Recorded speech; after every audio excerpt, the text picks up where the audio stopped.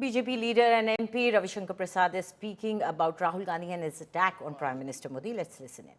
तो संविधान बदलेगी और इसके कारण दो जगह असर निश्चित पड़ा।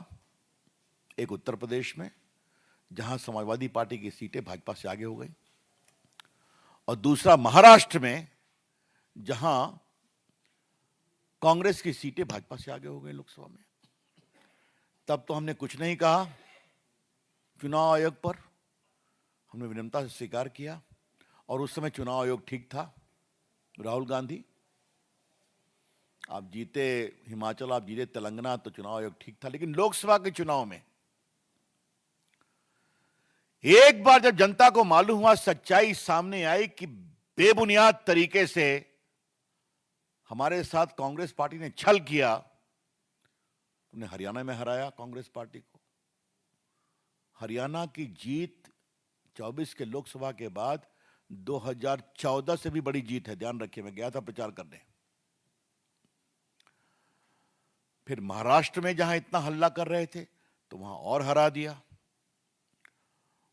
बची कुची बात आई तो दिल्ली को भी बुरी तरह से हरा दिया, केजरीवाल जी हो या राहुल जी हो। अब बिहार को भी हराएंगे, यह हम पूरे विश्वास से कहना चाहते हैं।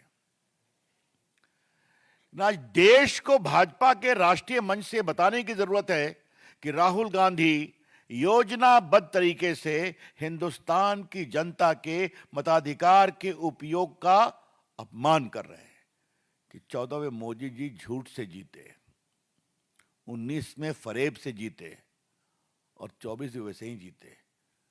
क्या मतलब है इसका? आप तो विपक्ष को अपमानित करेंगे, मोदी जी को गाली पढ़ेंगे, आप बिहार हिंदुस्तान के मतदाताओं का भी अपमान करते हैं। राहुल गांधी, ये कौन सा आपका अहंकार है? मैं देश की जनता से कहूंगा, राहुल गांधी के इस अहंकार को तोड़ना जरूरी है और वो फिर हारेंगे। कैसे कह देंगे 14 के बाद सब जीत फरेब है? चुनाव आयोग से मिली भगत से हुई है। मित्रों, बिहार के संदर्भ में दो बात आप ध्यान रखिए और ये आज के दिन बताना जरूरी है। और राहुल गांधी, आप सुनिए, याद करिए, ईवीएम के पहले बिहार का चुनाव होता था तो कितनी हत्याएं होती थी पोलिंग के दिन, कितना बूथ कैप्चर होता था। मुझे याद है, मैं पटना का कार्यकर्ता हूं। हर चुनाव में मेरा काम ही था कि बूथ लूट की घटनाओं को विस्तार से लिख करके इलेक्शन को काउंटर मांड कराना।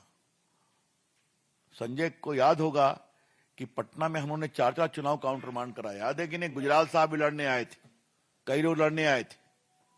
ये इतिहास था, देखा है हम लोगों ने। हर बूथ पे लड़ाई होती थी। वो बूथ कैप्चर खत्म हो गया, धन्यवाद है इलेक्शन चुनाव आयोग का। आज ईवीएम में जाइए, बटन दबाइए, रिजल्ट सामने आता है। तो जो बार बार कहते हैं चुनाव आयोग, और अखिलेश यादव कहते हैं, तेजस्वी यादव कहते हैं कि बैलेट पेपर लाओ, वो दर्द है दिल में कि हम बूथ कैप्चर नहीं कर पा रहे हैं।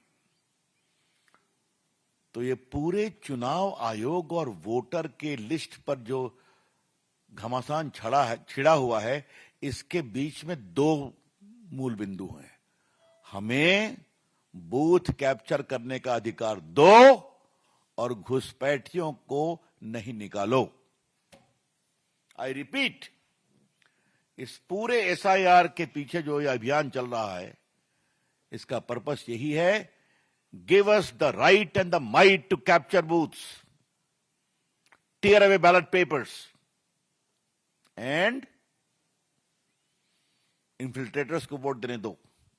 तो ये अब नहीं चलेगा। ये बात मैं कहना चाहता हूं। मित्र, राहुल गांधी ने चुनाव आयोग पर बहुत बोला है, चुनाव आयोग ने उसका जवाब दिया है। लेकिन राहुल गांधी जी, आप एफिडेविट पर बात क्यों नहीं कह पाए? हमारे पास पूरा आंकड़ा है कि 6.7 करोड़ में लगभग 99.9% लोगों ने कवरेज किया, आपत्ति किया। मुझे 3 सवाल उठाने हैं इसके बारे में। और राहुल गांधी जवाब दें। 21 लाख लोग मृत पाए गए, तो क्या उनका नाम वोटर लिस्ट में रहना चाहिए कि नहीं रहना चाहिए? 7 लाख लोग का नाम 2 जगह वोटर लिस्ट में पाया गया, क्या उनको रखना चाहिए? क्या 35 लाख लोग अपनी जगह पर नहीं रहते पाए गए। मैं लोकसभा का मेंबर हूं, लेकिन मैं दिल्ली का वोटर नहीं हूं। तुम भी पटने के वोटर हो ना, एक छपरा का वोटर है, क्योंकि आपको एक ही जगह वोटर रहना पड़ेगा। अब राहुल गांधी तो समय के अनुसार कभी वायनाड चले जाते हैं, कभी रायबरेली, कभी अमेठी, छोड़ दीजिए उनकी बात। लेकिन मेरा सवाल यह है कि अगर चुनाव आयोग ने कहा कि आपकी जो आपत्ति है तो आप एफिडेविट पर दीजिए, तो एफिडेविट से क्यों भागते हैं राहुल गांधी? क्योंकि एफिडेविट पर झूठ बोला तो आपके खिलाफ कानूनी कार्रवाई होगी, इसलिए वो भागते हैं। और राहुल गांधी ने कोई पहली बार नहीं किया। याद होगा चौकीदार चोर, राफेल, सुप्रीम कोर्ट ने जब सारा एलिगेशन रिजेक्ट किया तो सुप्रीम कोर्ट पर टिप्पणी की गई थी, तो बाद में माफी मांगा उन्होंने कि हमने सुप्रीम कोर्ट के निर्णय को गलत कोर्ट किया। याद करिए पेगासस, याद है ना, जो फोन में पेगासस था, सुप्रीम कोर्ट का कमिटी बनी, कहा जिनको जिनको अपने मोबाइल पर पेगासस का होने की शिकायत है अपना मोबाइल दे दें।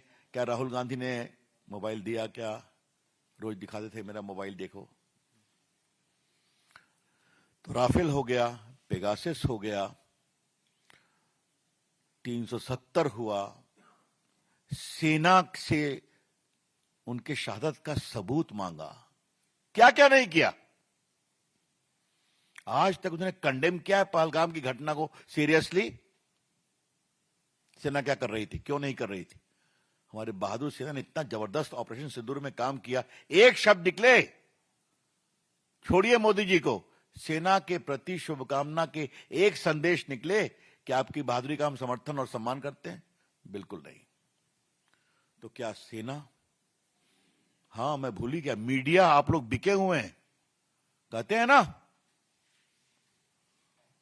हम लोग इतने वर्षों से इस मंच से आपसे बात करते हैं, हम लोग इसकी हिम्मत भी नहीं कर सकते। वो तो अपने मंच से कहते हैं आप लोग सब बिके हुए हैं। तो क्या मीडिया, क्या चुनाव आयोग, क्या सीवीसी, क्या सीएजी, किसी भी संवैधानिक संस्था को राहुल गांधी ने नहीं छोड़ा है। बस न नियम न कानून, जो राहुल गांधी का है वो सही है। तो राहुल गांधी जी, अब आपका जमाना गया। आपको बिहार की जनता और देश की जनता जबरदस्त रूप से हराएगी, ये मैं कहना चाहता हूं। मित्रों, एक अंतिम बात मुझे कहनी है और बहुत पीड़ा से कहनी है, फिर आपके मैं सवालों का उत्तर दूंगा। लोकतंत्र लोकलाज से चलता है।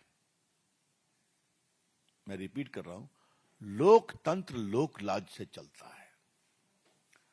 और लोकतंत्र में एक बहुत बड़ी बात होती है कि मां का सम्मान किया करो। मोदी जी को हम लोग काउंट कर रहे थे तो मुझे बताया गया अपने दफ्तर के द्वारा कि 107 बार गाली दी गई है। क्या क्या है? मौत का सौदागर, नीच, चोर, छोड़िए इस बात को। लेकिन मोदी जी की मां, जिन्होंने गरीबी में बर्तन मांज के अपने बेटों को, परिवार को पढ़ाया, वो प्रधानमंत्री हैं, आप उनको भी नहीं छोड़ेंगे? राहुल गांधी, आप में इतनी भी शर्म नहीं बची है कि एक बार कहते कि वो हमारा कार्यकर्ता नहीं है, अगर है तो हम कार्रवाई करेंगे? अभी तक, या उस घटना की हम निंदा करते हैं? एक दो कांग्रेस के लोगों ने कहा है, लेकिन राहुल गांधी नहीं। यह अहंकार है, जो कह दिया सो कह दिया। और एक नफरत है कि मोदी जी जिस गद्दी पर आप बैठे हो, इसको तो भगवान ने मुझे दिया है पट्टा दे करके, आप क्यों बैठे हो? तो राहुल गांधी जी, अब पट्टे की जिंदगानी गई, जनता वोट से आशीर्वाद देती है, अब मोदी जी को देती है और देती रहेगी। हां, सनातन का अपमान तो करते ही है।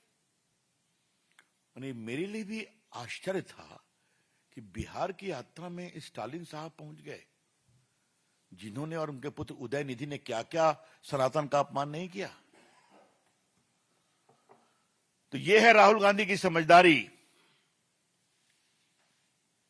तेजस्वी यादव, आज मुझे एक बात आपको कहनी है। आप छोटे हैं, हमसे बहुत छोटे हैं,